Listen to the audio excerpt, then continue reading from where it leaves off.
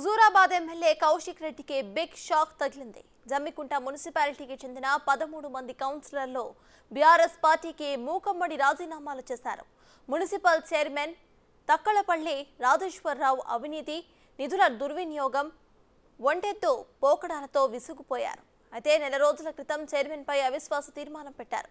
MLA Kaushik Reddy తమ క్యాంపులో చొరబడి చైర్మన్ రాజేశ్వరరావుతో కలిసి దౌర్జన్యం చేసి భయభ్రాంతులకు గురి చేసి కౌన్సిలర్స్ ను ఎత్తుకు వెళ్లారని ఆరోపించారు. కాంగ్రెస్ లో చేరడానికి సన్నాహాలు చేస్తున్నామని తెలిపారు. అయితే విషయంపై పూర్తి డీటెయిల్స్ మా ప్రతినిధి శ్రీనివాస్ అందిస్తారు. శ్రీనివాస్, చెప్పండి, చాలా వరకు కౌన్సిలర్స్ అయితే కాంగ్రెస్ లో చేరడానికి సిద్ధమవుతున్నట్టు తెలుస్తోంది. దీనిపై మీ దగ్గర ఉన్న అప్డేట్స్ ఏంటి?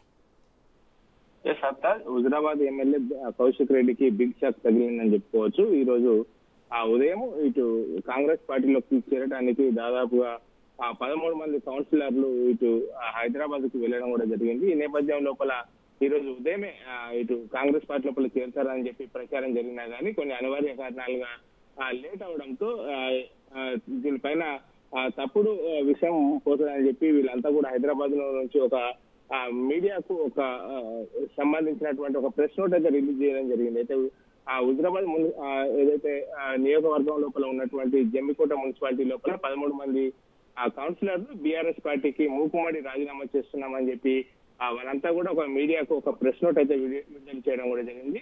అయితే గత కొద్ది రోజుల క్రితము ఇటు ఎవరైతే మున్సిపల్ చైర్మన్ తక్కల రాజేశ్వరరావు పైన అవినీతి ఆరోపణలు, నిధుల దుర్వినియోగానికి పాల్పడ్డారు, కాక ఇదే ఒంటెదు పోకడతో తమను విసిగిస్తున్నాడని చెప్పి నెల రోజుల క్రితం ఆ చైర్మన్ పైన వీళ్ళందరూ కూడా అవిశ్వాస తీర్మానం పెట్టడం కూడా జరిగింది. అయితే ఆ అవిశ్వాస తీర్మానము సంబంధించినటువంటి ఏదైతే బల నిరూపణ రోజు హుజరాబాద్ ఎమ్మెల్యేగా ఉన్నటువంటి కౌశిక్ రెడ్డి తమ క్యాంపు కార్యాలయం లోపల చొరబడి ఇటు రాజేశ్వరరావుతో కలిసి వచ్చి ఎవరైతే అవిశ్వాసం సంబంధించినటువంటి నోటీసులు ఇచ్చారో ఆ కౌన్సిలర్లందరినీ భయభ్రాంతులకు గురి తెలిసి అక్కడి నుంచి ఎత్తుకెళ్లడంతో ఆ అవిశ్వాస తీర్మానం వీగిపోవడంతో ఈ రోజు ముఖ్యంగా హుజరాబాద్ ఇన్ఛార్జి ప్రణయ్ బాబుతో కలిసి వీళ్ళంతా కూడా కాంగ్రెస్ లో చేరడానికి అయితే హైదరాబాద్ కు రావడం కూడా జరిగింది. ఈ నేపథ్యం లోపల ఉదయం పొన్నం ప్రభాకర్ ఆధ్వర్యం లోపల గాంధీ భవన్ లో చేరతారని చెప్పి ప్రచారం జరిగినా గానీ వీళ్ళు చేరుకునే సమయం లోపల ఇటు పొన్నం ప్రభాకర్ వేరే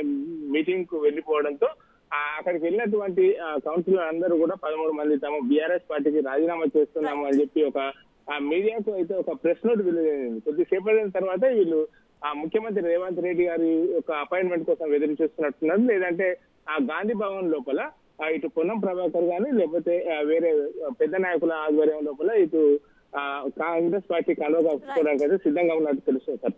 రైట్, థాంక్యూ శ్రీనివాస్.